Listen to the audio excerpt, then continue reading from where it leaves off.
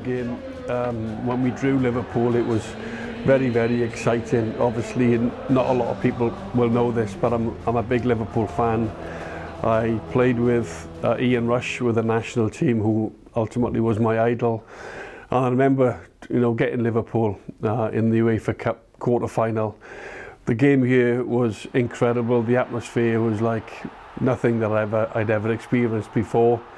I remember Henrik Larsson scored the goal, Emil Heskey scored their goal. And as I said, that night was incredible, watching both sets of fans singing "You Never Walk Alone." The hairs on the back of your neck are standing up and the butterflies are there.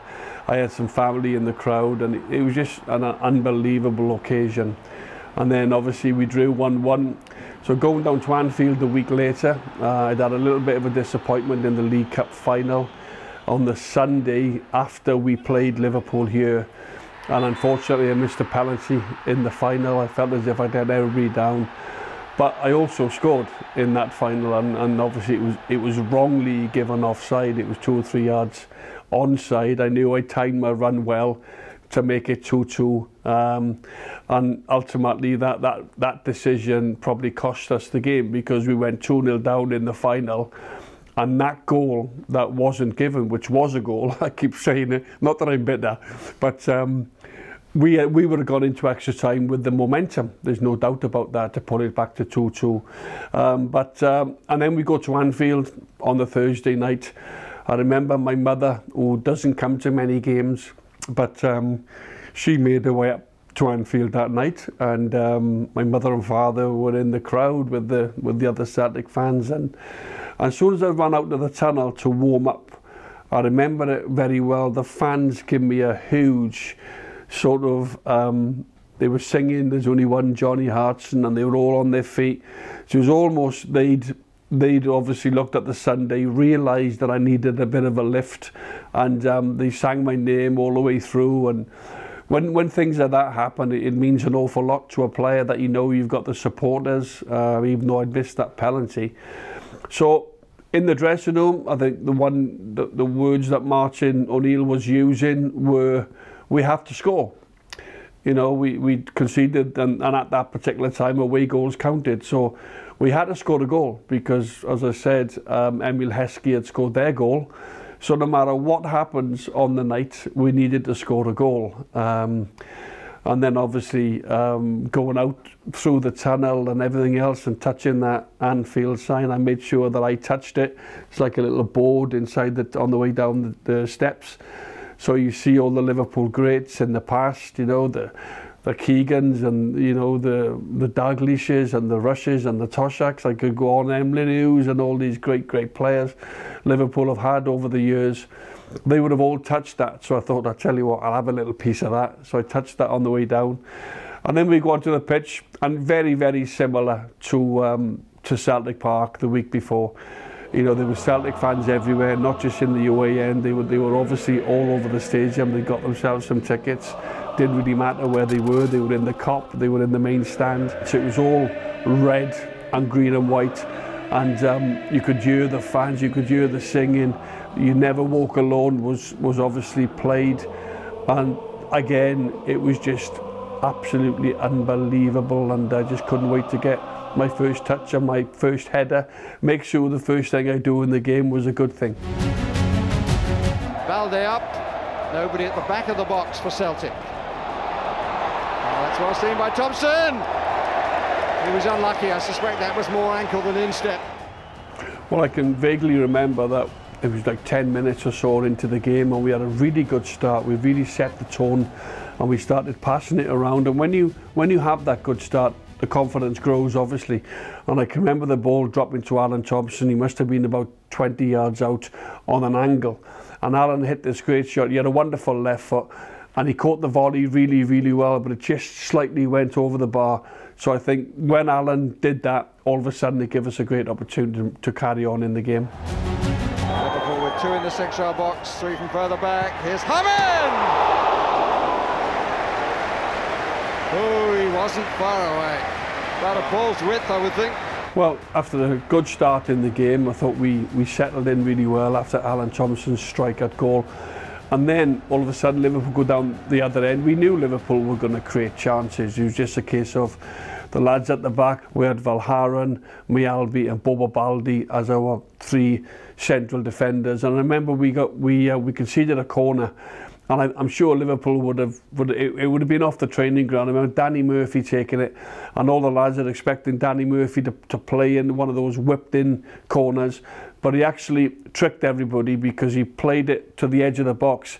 And Didi Hamann, one of the best strikers of a ball in the Premier League at that time, some of the goals he scored with striking it, shots from outside the box. And Didi Hamann come onto the ball and he smashed it through a load of players from about 20 yards out, and it went about that much past Rab Douglas's goal. So we're all thinking, whoa, that was a little bit of a let-off. But as I said, we reacted again after that. But yeah, that was a close one, and it was a great strike from Didi Hamann. It's Larsson. Good save by Jerzy Dudek. Wasn't that much pace on the shot, but even so he had to get across to it.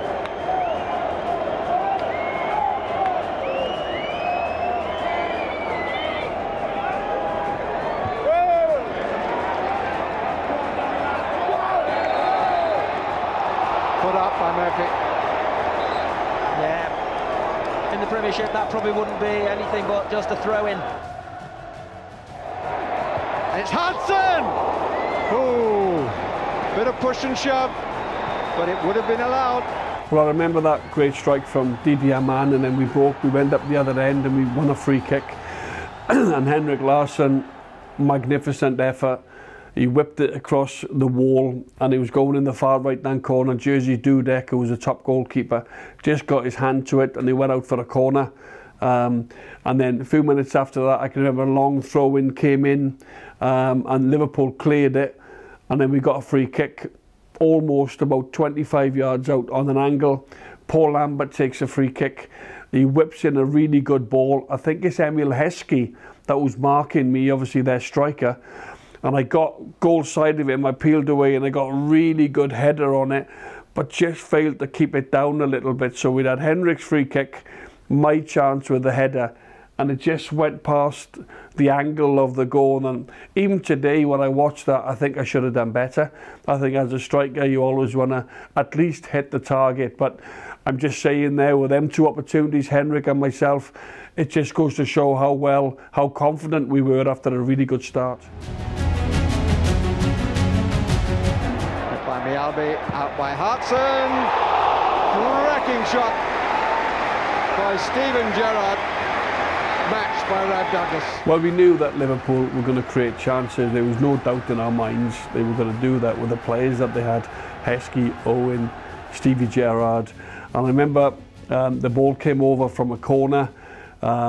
It was flicked out, and then I headed it out of the Celtic penalty box. And Steven Gerrard, who was technically probably one of the finest footballers that we've ever seen, he was a wonderful, wonderful player. He hits this volley from about 25 yards and he strikes it really well, and Rab Douglas got over and I think he just palms it out for a corner. It was a save you'd expect your goalkeeper to make.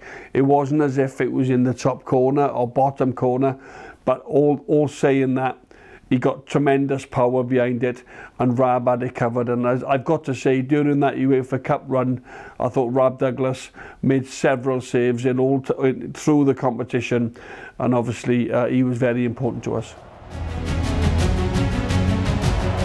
Balde. Oh, he was waiting for just that. Oh, beautiful nutmeg. Support coming from Heskey. And Heskey, oh! They were just a bit too eager, the two runners inside Owen. They both got too far forward, both Heskey and Smeetser, but what fine play by Michael Owen. Yeah, well, the game was sort of, end to end at that particular stage after about 25 minutes, half an hour. And I can remember vaguely Michael Owen getting the ball wide, and Michael Owen, actually, I'm a huge fan of Michael Owen. And I didn't quite think he was great on the night. I thought he had quite a poor game, knowing the standards that he set himself. He was pretty quiet in the game. but he got out near the dugout, near where all the managers were and the substitutes were, and he made a little run and he put it through Bobo Baldé's legs, showed his pace down the left-hand side, cut it back for Emile Heskey, and Emile Heskey's backing in, and he turned and he almost scuffs the shot. I think we had 3 or 4 defenders back behind the ball, but he scuffs his shot and it goes wide of Rob Douglas's goal. It was a good effort, but as I said, I think Emile Heskey would have probably wanted to do a little bit better with that chance. Petrov. Larson understandably looking sharper than in the first leg. He came back early from a double fracture of the jaw. What a great cross! Well, I've had my second chance in the game. It's another header.